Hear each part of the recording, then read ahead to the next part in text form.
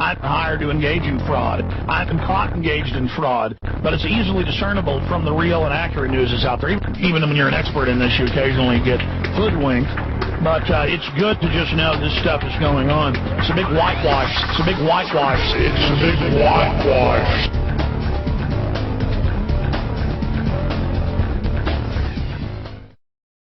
And people say, well, you're disuniting the Patriot movement. I don't believe they're a part of the Patriot movement. I agree. What's your thoughts? Agreed. I was told when I first released Vatican Assassins that I was dividing the Christian community. And my response was, no, I'm not. I'm bringing out those who really are Christians, who really do believe the Bible, and those who don't. And that's the same principle here with the Patriot movement. We are bringing out those who are truly patriots, who truly want to seriously consider every aspect and then think for themselves and draw their own conclusions, as opposed to those quote-unquote patriots who, although filled with much good information, they have an agenda of then directing the conclusion away from the source of the problem. And that means they are gatekeepers, they are deceivers, they are liars, and we have to point them out and name names and give our reasons why and open it up to debate if they wish to debate our conclusions so that we can really truly be objective journalists in seeking to resist that power that is destroying our nation. I got one email from one coadjutor, and his name is Robert, and he greatly attacked myself and Lenny Bloom over calling Alex Jones a coadjutor, and mentioned that if it wasn't for Alex Jones, we wouldn't know anything about most of the details of the conspiracy. Well, I will not disagree with that.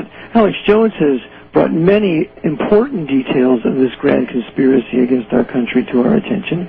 However, that's not the point. The point is who rules. Just like when Garrison is at the prison camp there at Angola prison, he wants to interview that one guy that's in prison there with regard to Clay Shaw. And as he's talking, he puts forth the question, who rules? And that's the $64,000 question that every true journalist, every true historian must seek to face. And then when he finds that answer, have the courage enough to go public with it. Yeah, exactly. Well, what did your 45-minute show recently uncover? Some of the high points were, number one, that he refuses to entertain the topic of the Jesuits. And I got an email from a gentleman, and he said that I noticed that Alex avoided the Jesuit word. The reception was so poor that day, and Alex was blustering at the caller, Walt, that I missed Alex saying the J word, yes, twice, without prompting from Walt.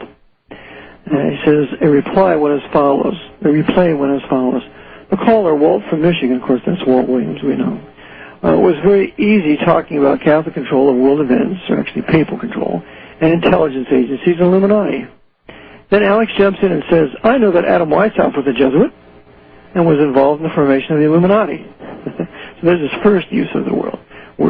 Walt continues about the popes had been after the English kings and Protestants to come back under Vatican control of the temple power of the Pope.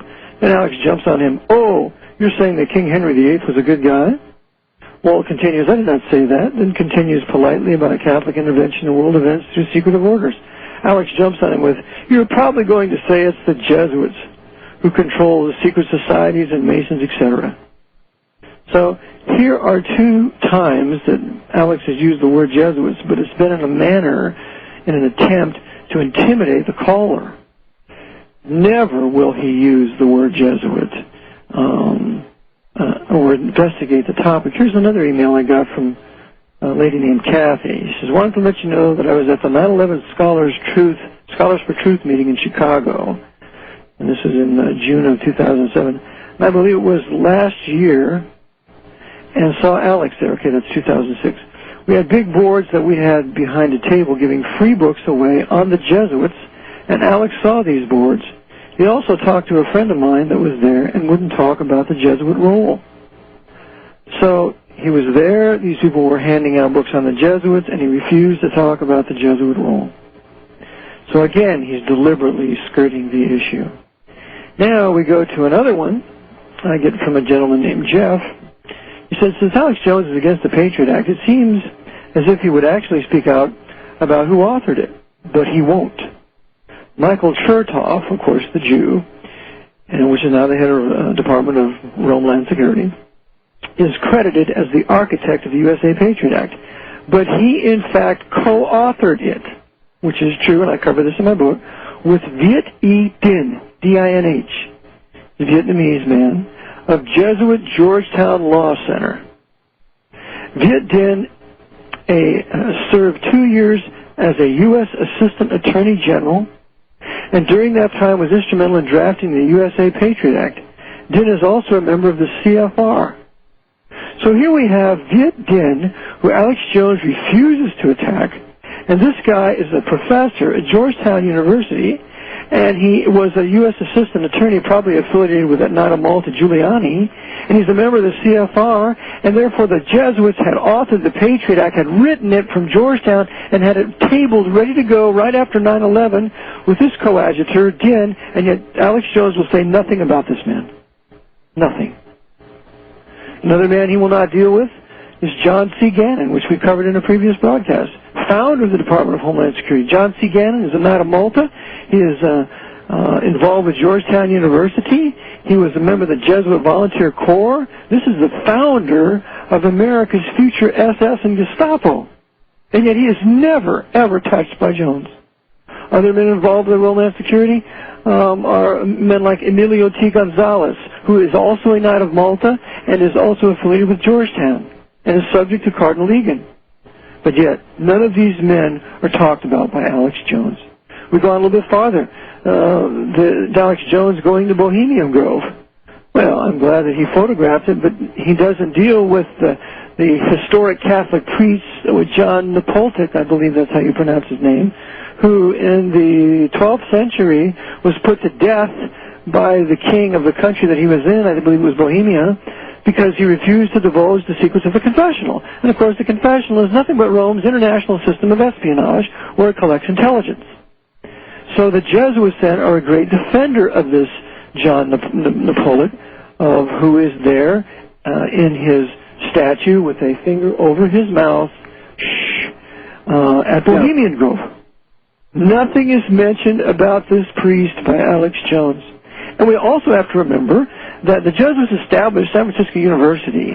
And remember, every Jesuit university is a military fortress. It is not a place of education and learning. It is a military fortress from which they hatch out their plots and conspiracies against the people of that country. Well, they founded San Francisco University in 1855, just 6 years before the war between the states. And it's interesting that, in 1872 or thereabouts, Bohemian Grove is established. Now, Father Chiniquy, who was a priest in Rome for 25 years, he came to know the Lord, became a Presbyterian, and he wrote a book called 50 Years in the Church of Rome. In that book, he said that San Francisco had been in the hands of the Jesuits since 1850. And that all the gold rush there, all the gold was in the hands of the Jesuits, because they convinced their Irish Catholics to stay, and that they would consolidate all the gold finds there into the hands of these Irish Catholic miners, and which is exactly what they did. The Jesuits completely controlled the Comstock lode. In addition, they controlled Wells Fargo Bank and then Nevada Bank. All that was in their hands way back at the turn of the century. Don't you think that little Bohemian Grove was just a little asset of their power and of their properties?